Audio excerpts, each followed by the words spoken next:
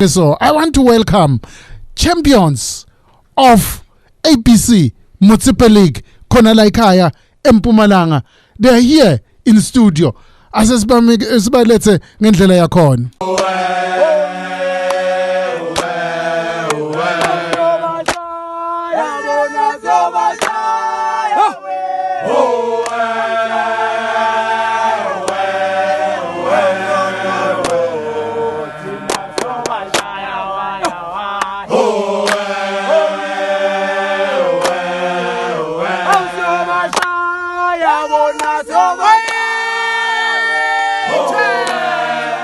Bafana be Bayern labantu beva bahlabela manje after babatshele ukuthi ma champions bahlabela ebusuku la even baphasa babathi kusi isinayo.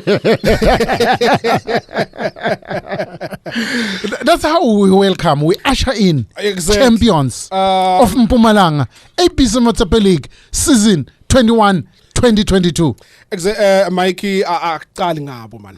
Mawukhumbula kulesitulo ehleli kuso coach Liza ukwahlala McDonald Makhubethu. Uke wahlala pro. Wesivutha uyabona, so we make sure ukuthi makuqala isizini lomnye wabo uba se studio makuphela isizini lo suke ahamba phambili noma lo suke ayi champion eMpumalanga simlethe studio Mike ukuthi wonke umuntu adova bathi khulumela sihlale sibamba over the phone memcabala babone kuma recordings esuke siwenda, but today whatever question lonayo whatever ma wishes lonayo lofuna kubasendela wona sinemphathi sinemceceshi phakathi studio. Coach kunjani baba? Ngiyaphila njalo ngiyaphila njalo Mr Michael. Yeah. Ngithanda ukubingelela nomdavu. Yeah. Ngibingelele neMpumalanga yonke abantu abathanda ibhola, and then ngibingelele nabalaleli VOH Voice of Hope. Voice of Hope. Batshele ukuthi ngubani? Igama lami nguLizo Mjempu, umqeqeshi weBayern. Lizo Mjempu kahle iBayern coach ayikaku dope emgwaqeni, former professional football player, yes. Yeah. Orlando Pirates and IS Cape Town. Mpumalanga Black Aces and Morocco Swallows. So it means we're not talking up to a novice in football, somebody that has so much experience. Veteran.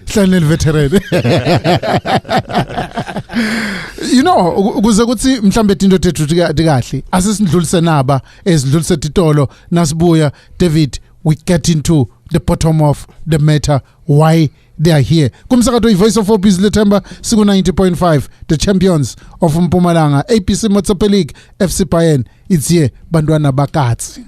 David, sifika la namuhla siyathi ke ukuthi eMpumalanga bekuna stream A, stream B. Bafana ke besekuna M-Stars bawina lapha ke ku stream A, bafana be FC Bayern bawina ku stream B. Badlala kanye kuze kuthi ke licembu leliwinako it's home and away. Sihambile saya lapha eRisco Fakute Stadium, umdlalo lawaphela khona ke nga 2-0 ke David. Umdlalo lobo omuhle eRisco Fakute Stadium, licembu leFC Bayern lawina ke lapha ngamagoli lamabili. Uyabuya umdlalo utakanyamazana stadium ke David first half uphela nga not bese second half 5 minutes umdlalo uqalile bafana bese khona M-Stars balivalela phakathi ukuthi later on nompempe uaward licembu leFC Bayern ipenalty whereby ngila Tindo tamoshakala khona ke David. Umdlalo awuzange uphele kwaya icase yapostponwa yabekwa later on yabuya yathi replay phakathi kwelicembu leBayern kanye neSecunda M-Stars. David, ngizama fast forward uma suka lapho isafa Mpumalanga because bekungiyo beyicharge ilicembu leSecunda M-Stars yayi appeal futhi ngayi appeal yayisa ku appeal but yaya straight ku arbitration. Ihleli Monday David uphumile ke i-verdict arbitration whereby it says Secunda M-Stars forfeited the match and awarded the match to Bayern with 3 points or 3 goals, which means they've won the first game, they were awarded the second game, eventually they become champions. That is why they're here. Yeah, that is why balana Mike babe ma champions ngoba bakhona ukuthi bawine igame away Mike Manisarojwa a very good game kubona ukuthi i90 minutes I reach kanjani lebe kanye eMasana Stadium but ngaloko lokho bese kuyavela ke that is why sihambe sayofika ku arbitration la silandzela khona kakhulu ngoba silandzela khona kakhulu kwadi ukuthi kwendekane ku informal public ukuthi kwendekane njengoba usho ukuthi babanika 3 points and 3 goals lekusho ukuthi iBayern is going initial playoff with 5 goals and 6 points, so they kept a clean sheet, Mike.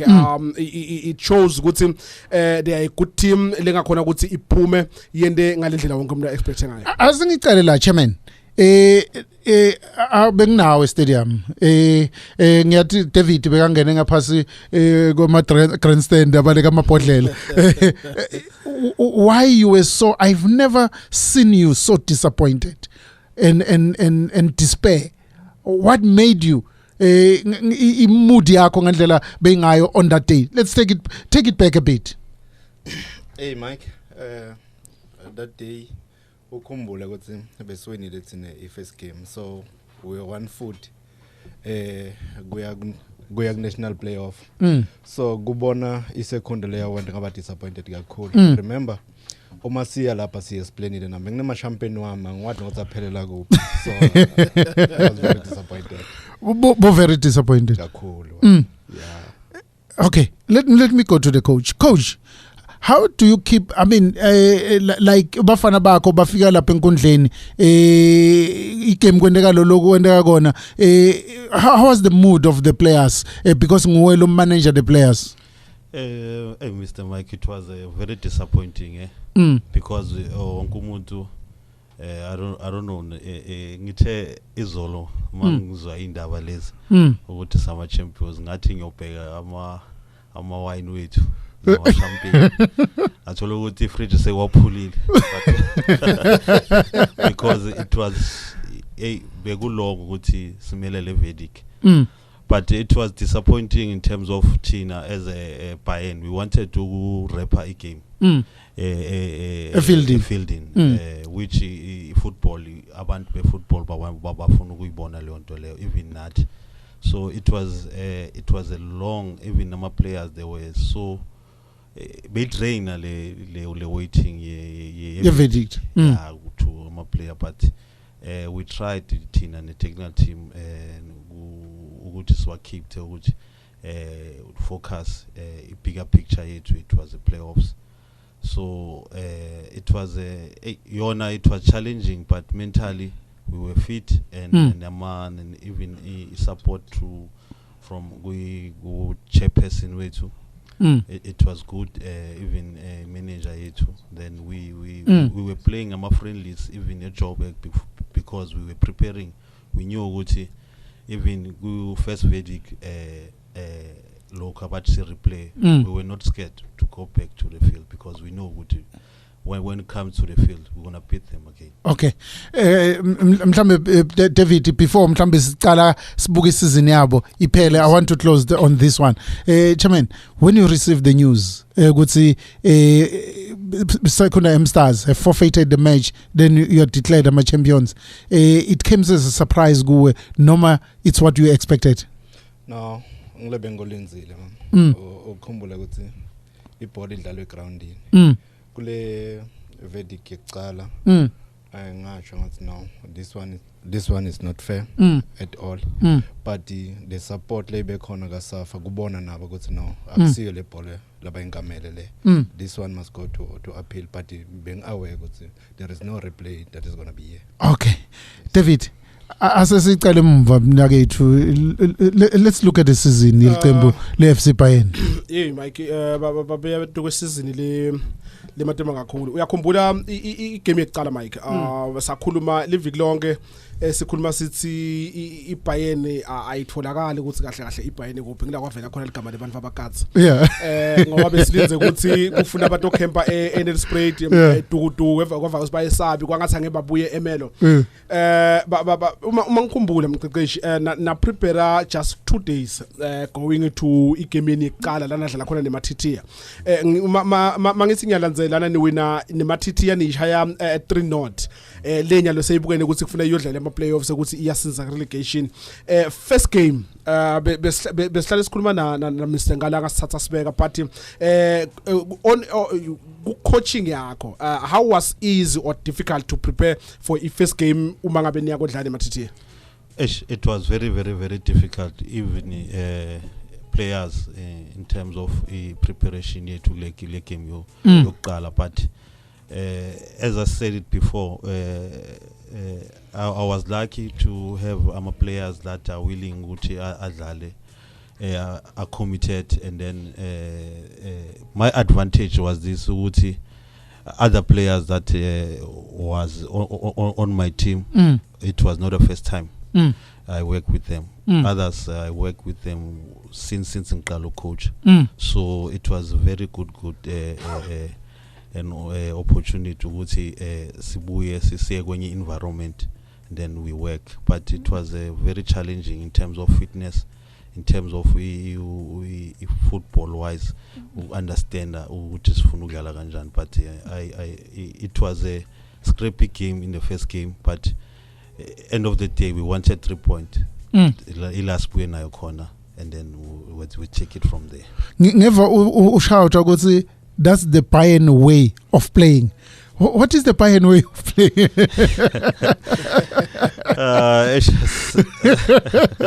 The Bayern way, it's a philosophy. It's been easy. It's to play the ball on the ground. Keep the ball on the carpet. Yeah, keep the ball on the carpet, and then just let's secure the ball. Okay.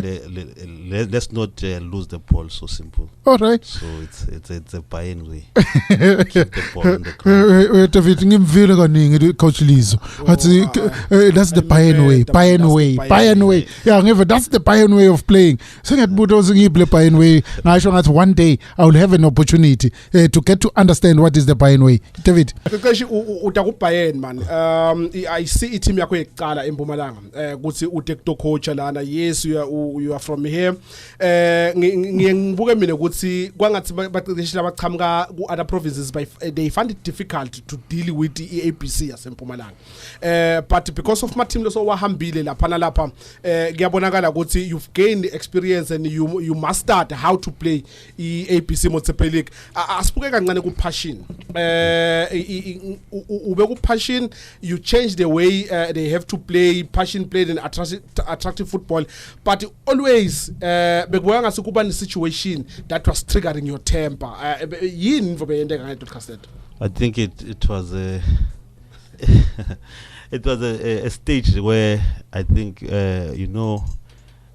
today when I was praying to God, yeah, I think in passion I wanted to win with all costs, and I think it was a moment la I was too emotional kakhulu ukuthi why izinto zingenzeki ngendlela yami but I remember ukuthi sometimes you can plan but God decide.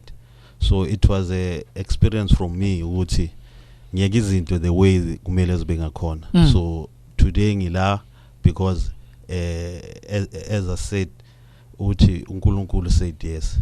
And then you are moving, we are Bayern. Bayern is new. It was the second season. Ingena ku second season. Kuningi bomise ngalanga lebasafuna ukubona bakuhlanganise for iABC Motsepe League. But we are move, we are ku Bayern. Yinde yakudonsa kangaka ukuze ubone ukuthi okay, I can work with Bayern. I think it's mina mangizosebenza nomuntu I would sit with a person then uzongitshela ukuthi ufuna ukwenzani nami ngimtshele because I'm still a coach engisakhula so and I'm busy with my studies as well. So when we started ku Bayern then ngihleli no chairman I told him ukuthi if I came lapha ku Bayern then kumele he must not rush in terms of results, in terms of which is competitive for a league. We need to start building because I believe my football is not a shortcut.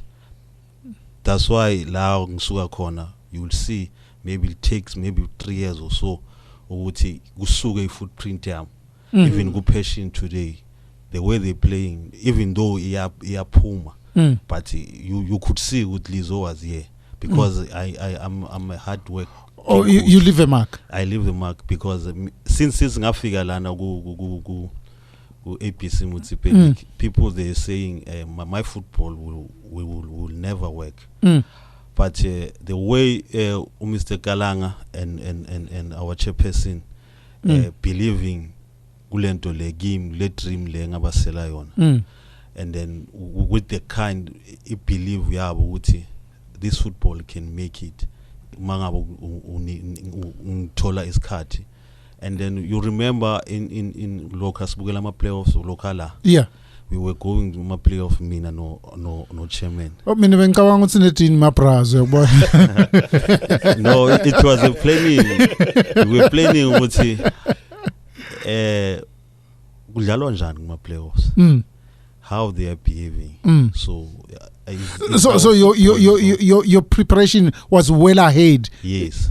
In terms of preparation yethu nobody will 2 days before, but we knew they already have identified our players and our players so before pangawo. We already knew young structure we had, but it was a logistic suge emelo where we are going to locate our team.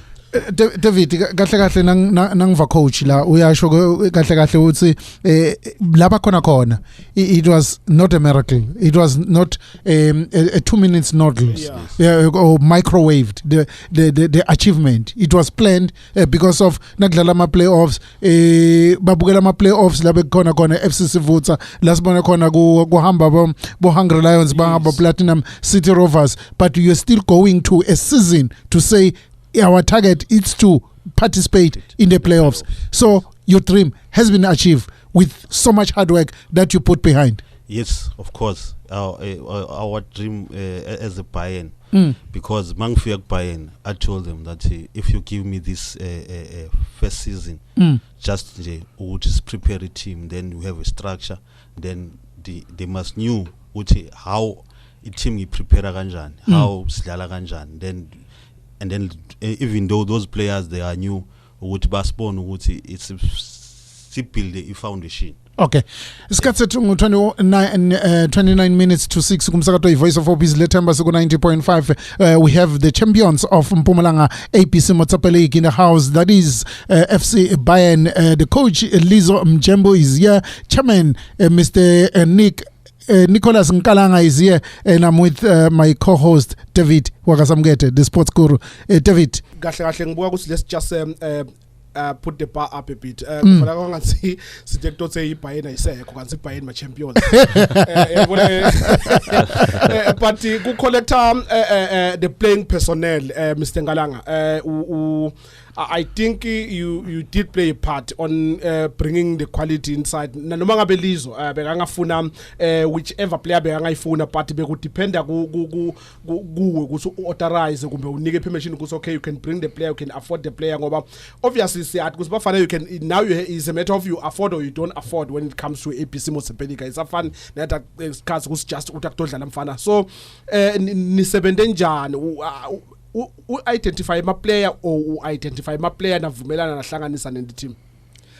All right mama, say question against two lena umbudayana iBayern chairman weBayern akasign badlali yes badlali basayinwa ngicoach njoba nicho ukuthi benisibona bekasho coach ukuthi lo mdlalo lo chairman angafitha eteamini yami ngicela ningibukele lo mdlalo so it's way lapho sesamba khona ukuthi no lo mdlalo lo coach uyamdzinga eteamini yakhe because I plan yethu le season lebe kuya ku national playoff khona today. And I don't understand ukuthi sikhala ngabo goalkeeper South Africa, but we have this boy ku APC Municipal League. Yes. It's unbelievable because he can play left and right. You see, if team in Yam, angisho vele we build up from the back. Yeah.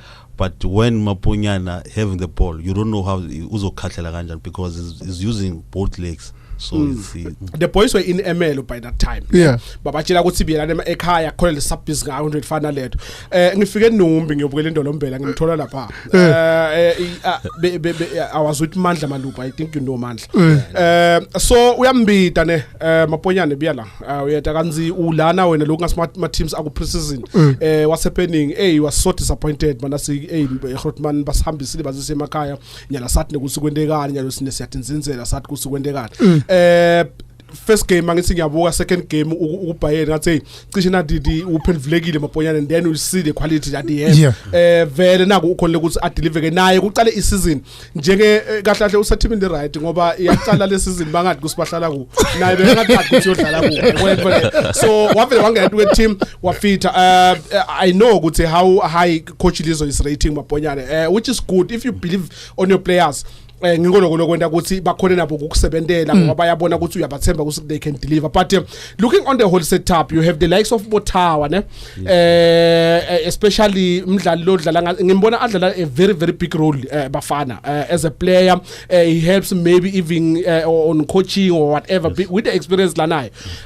But your first 11 was not stable season yonke coach yabo.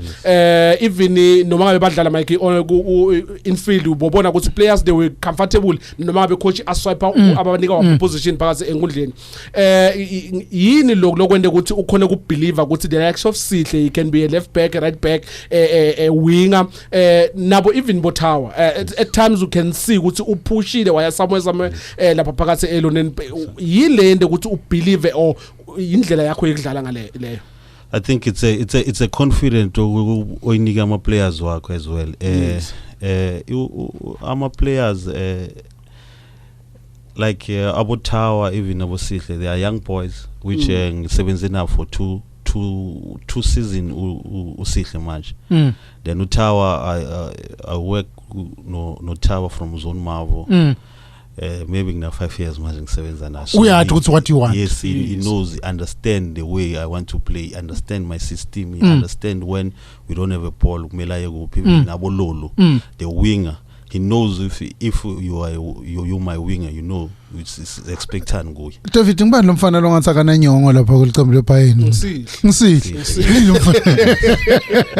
He's a very good player. Okay, how many games Gambi? It was 16 eh? Yes. 6 games. 2 of your toughest games, coach? It's Kwanyamazana, the first one, because they have a very good coach. Yeah. Which I respect, to Coach Mandla and Coach McCarthy. The one that I feel that they challenge me in terms of my technicalities, my tactics, because they were changing my systems, and now be smarter to them. And then the second one, it was it's a turning point where we beat Grill 2-0. Yeah. In Wheatbank, but it was tough one because of the mentality. Because you remember in that after the case, after the case, then Babat had 3.8. Obviously, they were upper hand than us. So, but we so you needed to beat them. We needed to beat them, and away from home. Our plan we executed well because we wanted to score early, and that's what happened. We got the goal within a seconds. Nabo ke bakhona indlinto kusakade nje ubukhona ke chairman ke esikhulumakalanga babenkalanga ukhona ke coach Lizo Mchembu, former Orlando Pirates player ukhona ke la asikhuluma ngecoach nje lebayithola ishayisa abafana ke Mafrog Jam. Ku profile yakhe yathi kumnazi njani kususebenza umuntu lo khona kumgooglisha. Ngiyamgooglisha ngiyabona ukuthi ukwayidlala ifinal Mike. Ukwayiwina ileague. MTN, it was MTN, eh? It's MTN and the league, Absa Premier League. Exactly. Then and then the Telkom Cup. Cup. Yeah, it was a treble for Orlando Pirates. Siyahlupheka man ubonile Mr Ngalanga ubonile umqeqeshi la ukuthi sesithi liqembu le Africa eMpumalanga kukulethule enyana with their soldiers back home kuthi we get status se ABC se Glad Africa la eMpumalanga but going kuma playoffs Mike ngine question ku Mr Ngalanga kuthi ngilanza kakhulu ama teams la hamba ko manje Eastern Cape Spear of the Nation stabe sikhona sikuma playoffs they already announced ukuthi uhulumende wesifundza is making sure ukuthi banako konke Summersfield they also announced the very same thing Mike I think kube I Western Cape lenayo ithi uhulumende kwangathi uyaba ubukele hotel uhulumende ubuke I transport yabo uma sifika eMpumalanga yini lenibhizi ngako kumbe senicedzile uhulumende nicedzelela masipala wethabache kumbe masipala wembombela ukuthi nawo aphosele just vivaneni no sisase busy babapati bayathembisa ukuthi i-team yabo ayisasi yethu ayisasiya sesabi seyasempumalanga ke basithembisa kakhulu ngiyacabanga by Monday or Tuesday ndabe sengathi sikwentekalana okay ngiko lokho Mike le siye sikubuye ngoba njengoba asho Mr Ngalanga is no longer a team yakangalanga umbe team yasesabi yabo bana bomjembu but nyalo sey team eMpumalanga ngoba seyiphume yona yodvana le yomela iMpumalanga lekufuna ukuthi incenzeke ngalokho nalokho ngibuka indzaba yokuthi ayiclimatize Mike la ibalile Mr Ngalanga ukuthi bafuna kuhamba so they can acclimatize bafana noba banjwa iflu ibabambele iviki leli by Thursday iflu besephelile ngoba batabe bako another province another environment is an exposure and a new experience when you're talking about the likes of Apile Chenene Shuga even imfana Nana bafana laba Mike they are good players they need such an exposure because babonakala ePoleni and even manje they are crossing provinces manje so kuyabonakala ukuthi their football is taking another 10 okay David you know ukuthi usakhuluma sokuvela into lebalekile coach and chairman how are you going to protect these players from ama scouts to distract them because of David kuma playoffs kuba nalenkinga leyo yala ma scouts kuna ma scouts nama agent la khona lapha ukuthi umdlali udlala nje akaseseko wholeheartedly ngoba sothola ngeKaizer Chiefs MTC thola ngePirates uthola ngabani wathi other club even ema club aka Glad Africa Championship ama scouts awo they are all over there ukuthi umdlali bamtshela ukuthi vele wena you already saw a contract nazi how are you going to protect the team in terms of lama let me put it this from the vultures and hyenas within football I think we ngayiphendula leyo Mr Mike I think we have a plan ukuthi soyenza kanjani because angiyazi ukuthi in such tournaments vele kunama distraction in terms of ama agent nabanye abantu abafuna ukwenza ukungcola ePoleni so we have a plan and I think even my boys ba discipline enough ukuthi sibambe le plan le enginayo okay which I won't share yeah no but was saying because of when at least because we experience colonial we are that let into lethu sithendeka because labanye bahamba nebafana babe excited but bafana bafike babe distracted by those things uhamba for a week coach niyo hlala eNorthwest enough year yini ukuthi bafana maybe ngase kufika Monday match day sekune fatigue let's le babambako my plans athini you be playing a hard friendly or bafana will be just having a training and then babona inzawo No, our last friendly we were playing against Pirates last week. Now we won't play any friendlies. We'll go. We will start somewhere. Yeah. Before we figure in Northwest, which you see discuss ne team ya. So color somewhere before so figure in Northwest. So in terms of we go to figure Northwest. As a experience we can't go end our win like Masoda tournament then we spend maybe 2 weeks there because in Ngondo sometimes is relax and then what's the Sekhaya so it's yes in terms of our plans with i-case is delayed, and in terms of futhi abafana the way kumele ba celebrate ngabakhona, I think ba sirojo kakhulu bekumele dala lento yenzekile. My players then abayazi lokishi yasesabi because there's a bridge there. Bazokutshela ama players wami, if you jump that bridge should ufunda clearance yakho. Uyekhaya. Yeah. Uyabona wena Mbuso nawe Mlu. These are the boys, the guys that are behind the production. You could see sibe khona on TV.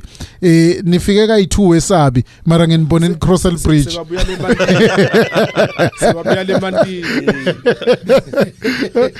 And the distance between esabi to Etropeni naselokishini, it's very short. It's very short. Very, very short. Very short. But you won't go there. You won't go there. If you are our Bayern player, you won't go there. And they were careful. It's cut. It's just a clubhouse. I was very strict about that. So, mashqala isizini before our first game. Sihlele phansi sabuka because abanye I've been working with them so long. So, discuss as brothers. Which things that we kumele sizikhathe and then which things kumele sizede. So sahlala phansi and then sabona beyupha ama downfall wethu. Okay. To those days. Then sa decide and then sa drafter ama rules ama regulations we team, and then that's when izinto zihamba kahle. I think I credit imeli hambi kuma players because they sacrifice a lot. They sacrifice a lot. A lot. There's no one, even in Tombazana, by being a lapha. Yeah. Corner. Coach Khona player labo umzondo athi hey ayi ngithi mangibona umuntu ngivele ngibona ubuso bakho. Yeah, ngomosha la lo muntu angibona.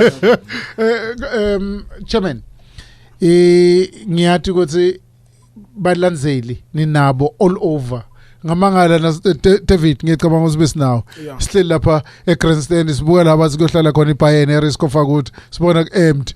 But within 2 minutes kwaqhamuka amakhumbi qhamuke eWitbank agcwalisa eGrandstand. Ngabe mhlawumbe from the sources that we are getting from our landzeli, we've got you've got supporters that will be traveling to Northwest. No, bakhona. Especially on the 18. On the 18. Lapha ke dominated scene Northwest. In Northwest. On the 18 ngemgcibelo sho siBayern sekufine. iBayern sekufine. Class yakhona. Basho njalo bonkana. Ngesikhathi coach, on behalf of people of the province, all the teams that have been playing ku ABC Motsapa League, ngiyacabanga ukuthi nabo njengoba Musa Umvile asho ukuthi they're behind you because of if FC Bayern gets promoted, it's a motivation to other teams to say if Bayern have done it, we can also do it. So nathi ukuthi when you go there, you don't go there as Bayern, but you're going there as Mpumalanga. Because of, just imagine, FC Bayern playing ABC Motsapa League, what will be the economic spin-off in the province? Yes. Chairman, ngiloko lesikubongako ukuthi nihluphile nanamuhla nasuka esabi netala. We thank you so much. David. Yeah, bekubakosa Mike. Hey, kunini bekubakosa but ku closing yakho Mike. Asinike nje chairman whatever lafuna kusho kubalandzeli, lafuna kubonga, simnike just 30 seconds. Alright, ngifuna kubonga kakhulu abantu baseMpumalanga. Bonke ehlanzeni angishiya umuntu. Ngibonga kakhulu kuma players, ku coach, batfolela sigcoko, they work so hard. Siyaphuma nyalo asasi iBayern ngoba siyakhona kutshintsha besitatsho seMpumalanga Province FC. So sitsinga wonke umuntu, singamthandaza wonke umuntu waseMpumalanga. Go konke nema advice labafuna ukusipha wona. We are open. Bafuna my number but I told her ikhona all over. But ngifuna kubonga kakhulu ukuthi sicela bahambe nathi labakhona ke ufike Northwest abahambe ku support team network but ngiyabathembisa ukuthi Stabuya we champion. Okay. In Northwest. You'll be a champion in Northwest. Coach, what a huge task that you have. the chairman. It's demanding. Only one thing, champion. Not even qualifying for the final, but for you to lift the trophy and take it back home. It will be my dream come true. Okay. Because ngazibekela vele isikhathi se 5 years, which is this 5 years ukuthi mangifika when I started coaching. Okay. Yeah. All right. I think sizobuya na. Thank you so much. Confident kakhulu. Thank you so much, Coach Lizo Mjembu, former professional player, Orlando Pirates. Chairman Nicholas Nkalanga, who looks like a ball boy, but is the chairman of the team.